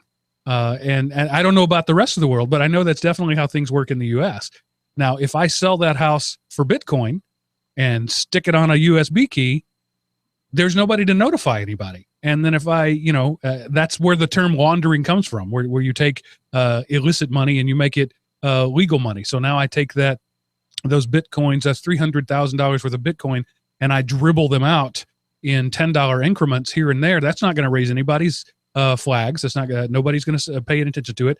And I have, in the minds of a government agency, I have illegally subverted the process by bringing in $300,000 worth of income that they don't have the opportunity to tax. Currently, there are no laws regarding cryptocurrency because there really can't be. It's just numbers, and there's no laws about numbers. People are trying to do that. The EU is trying to have this agency, and when they talk about money laundering, that's exactly the kind of crap they're talking about. They're not talking about Colombian warlord laundering money. They're talking about everyday regular Pablo citizen, Joe citizen, Pablo, because it's in the EU. See what I did there? Anyway, they're talking about just regular Pablo citizen who is quote unquote laundering money, in other words, hiding income, but he's doing it in a way that is currently not illegal because it's non-governmental. There's no legal structure. So they want to create a legal structure so that they can declare it illegal. That's my reading of these tea leaves. I can't disagree with you on that. I think that is highly likely. That's exactly because, like I say, they used a whole lot of crap to set it up anyway, using unproven rumors to create the pretext to set up this organization. So that right there tells you how up and up it is. Because governments don't do anything unless it's for the sole benefit of the people they govern. That's in the mandate. No government would ever do anything to harm its constituency or take power from its constituency or monitor its constituency in any way whatsoever. So obviously there's a great need for this, Mark. And if we could only see the light of what they're trying to do, I'm sure that we would agree with them that this is for the best. It can't end well, though. I mean, do you guys know what the FACTA Act is in the United States? FACTA. I can't even remember what it stands for. Basically, what it means is that if you're classed as what they call a U.S. person would be a resident of the United States, a citizen, a green card holder, anybody of that nature, you are not allowed to open a bank account outside of the U.S. or hold assets outside of the US without declaring them to US authorities first. And it's caused the greatest problems ever because it's a law that basically leverages the banks and puts US force on top of international banks to actually do paperwork for US persons to the point where a bank in Switzerland, a bank in China, or a bank in Paris doesn't want to have US customers anymore. And so if you're a US traveler and you travel the world, you do business overseas and you want to buy a house on the south of France or whatever, it's going to make next to impossible for you to do that as a regular person due to all of these banking regulations and things that have been put in place because, God forbid, you're laundering money and not telling the government about it. This is exactly the problem that the EU will find themselves in. They will create so much regulation over their own people that their own people can't do business outside of the EU. We become siloed within our own regulations so that we're no longer an attractive customer to another country. And it's wrong. It's just not going to work. And it puts everyone at a very, very difficult and uncompetitive position. Yeah, the only reason it still works for America is because we're still the richest country in the world. So I don't know how much longer this is going to last, but once it does, all of a sudden it will dry up. I mean, there's been several times where I've went to, I was like, ooh, this looks cool. I would like to do that. Even whenever, I'm not just talking about play money. I'm talking about looking for investments. And then I look at, and all of a sudden I can't, because I'm a U.S. citizen, and it's the Foreign Account Tax Compliance Act is what the acronym stands for. And yeah, but they don't want to mess with the headaches that doing business with an American citizen involves. So here's the basic, super simple, I just read it on the IRS website, I don't know what to think about it, breakdown of the Foreign Account Tax Compliance Act. If you're a bank who does business with America and you do business with American citizens in your own country, you give the right to the American government to access your records for the purposes of taxing American citizens with foreign accounts. Whether that income ever crossed American lines at all, the fact that the person who has the account is an American citizen, according to the Foreign Account Tax Compliance Act, means that everything they earn wherever they are is taxable by the U.S. government because they're citizens of the U.S. And so you by entering in an agreement with an American bank, meaning you want to take Visa, you now have to allow the IRS access to your records so that they can go fishing for people who haven't paid income tax on money not earned in their country. That's my quick summary of it. And reading stuff like this makes me think that maybe giving ICANN to the UN isn't such a bad idea. So, I mean, this is a case of America, hey, we have the biggest economy, and if you want to do business with us, bend over, baby, we're taking ours now, is really kind of what it is. And it works because we're the number one economy in the world, and so people want a piece of that, so they have to take their lumps to get in, blood in, blood out kind of thing. And the European Union says, hey, it's working out so good for America, we want a piece of that action too. So they're trying to flex their regulatory muscles and take a piece of everybody else's pie. So other than a couple of weeks in Canada, I've never spent any time out of the country, and I've never earned any money out of the country. So it actually never occurred to me that the birthright of my American citizenship means that any money I earn anywhere in the world, they get to take a piece of. That is correct. I'm not okay with that. If I move to Germany, and I've been in Germany for 10 years, and I build a business in Germany, and I earn money in Germany, the fact that I was born in the U.S. doesn't mean the U.S. has any rights to that money. And frankly, this had never occurred to me because I'm not a world traveler. But that's that's not okay. I'm just going to leave it at that. But it's fun times being an American citizen. So, we can't go do like an ICANN conference in Germany with the Element OP network and take any money, because then we would be subject to paying not only German taxes on it, but also U.S. taxes on it as well. Yay, go taxes. I mean, I understand being out of the country and having to file a tax return saying I didn't earn any money in the country this year, but just to keep tabs on it. But to file a tax return on money that I earned out of the country, that just seems entire. I'm really blown away by that. The conservative political animal inside me is now slavering and angry about the fact that happens. And I'm sure other people have known this for years. I didn't know that.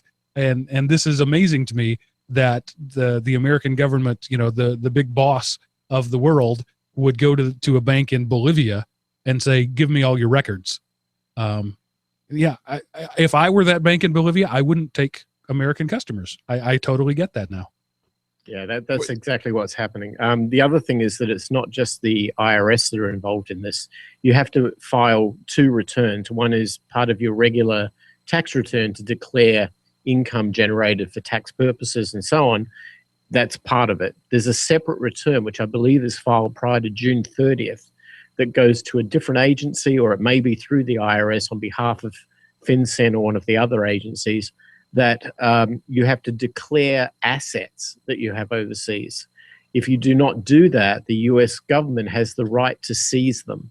So if they discover something that you own, real estate, gold, whatever it might be, and you've not declared that because you didn't know you had to, or your accountant gave you wrong advice, or some reason, they can take it. They can take, I think, 50% on the first case, and the fines are draconian, and there's jail time and the whole bit. And a lot of times this has caught innocent people off guard. For example, maybe a retired couple who decided they wanted to move to, I don't know, Costa Rica to live their retired years, or to Argentina or wherever. Or maybe they lived in the United States for half of their life and they want to return home to Japan, or whatever it might be. Because of their citizenship with the United States, they're forced to continue to file these returns until the day they die. There's no way of getting out of it. And most other countries give you the right to exit and be a non-resident for tax purposes. The United States does not. No matter where you live, you're going to be filing these returns forevermore, declaring everything you've got outside of the US and if you do it wrong, bye-bye assets. Wow. Yeah, and occasionally you see the stories about some rich person renouncing their US citizenship. This is the reason why. Yeah.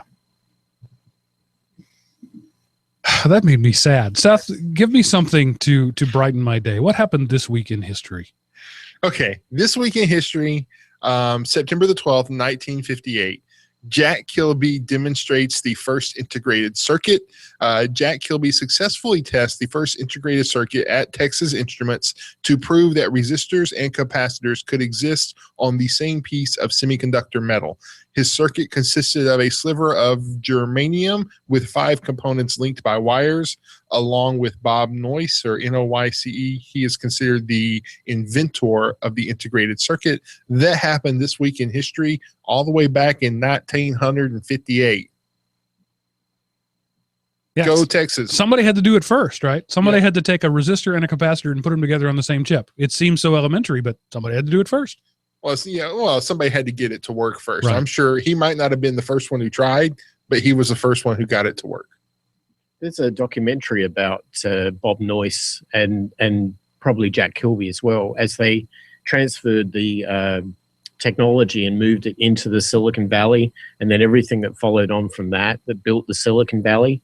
And I believe it's called the Podmaster, Podmaster. If you search it, you should find it. It is an awesome documentary if you're into silicon history. It's very, very well done. I can't remember who did it. I think it might be a British documentary, but well worth watching. And if you've ever wondered, dear listener, why silicon is the thing that everything's made out of, it's because it's both a resistor and a conductor. It's a semiconductor. There are other semiconductors, but silicon is the one that's dirt cheap, literally. Dirt. Go dig up some sand, heat it up, you have silicon. And you can make, depending on how much silicon you put in a line, you can make it both a resistor and a conductor. So it can be both a wire and a resistor. And it's not unique in that it can do that, but it's the cheapest substance that you can do that. So you literally just go dig a hole in the ground and make computer circuits out of it. That's pretty cool. I mean, I super simplified that, but that's pretty much how it works. That's cool. All right. This is the part of the show where I tell you how you can feed back to us. Go to elementop.com, click the Contact Us button at the top of the page, fill out the world's hardest CAPTCHA, and fill out the form. And that sends a nicely formatted email that gets priority in my inbox. You can also call 559-IM-OP, leave a voicemail on our Google Voice line, and we will put your voicemail on the show unless I don't like you or you curse at me. But otherwise, we'll probably put you there. But I'm interested to hear what you say. I'm certainly interested in, because we brought up some tax stuff and some currency stuff and definitely some world politics thing. And I know we have a fairly significant portion of our audience doesn't live in the U.S. So I'm interested to hear what you have to say about these, the U.S. giving up ICANN or the whole taxation of Bitcoin. What do you think? Go to elementop.com, click the Contact Us button, and let us know. And now, Seth, what do you have to lower my productivity so that you look like a better hiring option? All right. Well, today I found out at todayifoundout.com, you can find all kinds of interesting short facts. And I would reckon there's some factoids in here as well. The subtitle of the website is Feed Your Brain. So why do Daft Punk dress like robots? The truth about Lord Paget and his leg, the silver lining about the worst movie ever made, how Laserdisc ultimately won the format war, and where the term bootlegging came from are all articles you can find at todayifoundout.com. That's awesome. So this one has my attention. The silver lining of the worst movie ever made. I wonder what they call the worst ever. Mac and Me. Oh, a ripoff of E.T., where he, instead of eating Skittles, it was Reese's Pieces. I remember. Oh, that was sad. It was so sad. So what's the silver lining? I'll have to read that article and find out. And then today you'll be able to say, today I found out. Yeah. So yeah, anyway, it's an interesting article. It's useless trivia and random bits of facts that I'm sure most of which are true. So, if you can't trust strangers to collect stuff on the internet, then it is a sad world we live at indeed. Ronald McDonald appears in the film's most infamous scene, which features an impromptu, almost 10-minute long choreographed break dance featuring dozens of dancers inside and around a McDonald's restaurant that is never adequately explained. Nice. I saw that movie. I'm pretty sure I did, like on television. And clearly it didn't make an impression on me because I don't remember anything about it other than the Reese's Pieces. So today I found out that other people agree that was a terrible movie. It's not even the so bad it's good list. It's just the bad list. All righty. Miles, any final words before we say goodnight? No, I think I've worded myself out. I think I'm all good. Seth, any last bit of wisdom to drop on us? I will pass. Okay. Well, I'll just say thank you guys for hanging out with me. Listener, thank you for listening. We had a couple of people in the chat room. That's always cool to get some feedback there. We record every night at 7:30, not every night, every Sunday night at 7:30-ish p.m. Eastern. You can go to elementop.com/live and check us out there. Or you can always watch it on YouTube after the fact. If you just want to see Seth's orange face, you can do that. But always, the best thing you could do for us is tell people about it. Rate us and review us on whatever platform that you like, and then go do iTunes as well. And we'll see you next week, Chris. Chris, Seth. I fell into robot mode. Miles, Seth, thanks for being here and for giving me. I honestly didn't want to do the show tonight. I was tired, got a bit of a headache. Seth sent me a text and said, "We're going to do the show," and I was like, "I'd really like you to talk me out of it," but his powers of persuasion failed, and we did the show. And as always, I had a great time doing it. He said, "I'd like you to talk me out of it." I said, "So we're not doing a show." And he said, "Yes, we are." Yeah, because you failed. You didn't talk me out of it. One good reason, like, I don't want to drive would have been fine, but you're not driving, so that you couldn't use that. So I gave you two reasons: the cowboy game and your foosball table. But anyway, once I got here, I had fun, as I always do. So thank you for in brightening up my evening. And that's it for now. We'll see you next week, because that ends this episode of the Geek Rant. Toodaloo. Bye, all. All right, YouTube people. Any last words from you before we say goodnight? Now I have to sit here for 90 seconds. Before they hear that. Is that the timeout thing on Google Hangouts or something? Well, that's the delay, roughly, between the time I say something and the time it actually goes out over the broadcast. Oh, I did not know that. Yeah. Sometimes it's less. Sometimes it's more. So Rick already responded. That wasn't 90 seconds. It just depends on my connection and Google's connection and the Bolivian soccer team. I'm not really sure what all the factors go into it, but it's never fully real time. Anyway, see you, everybody. Thanks for hanging out with us, and come back next week. Bye now.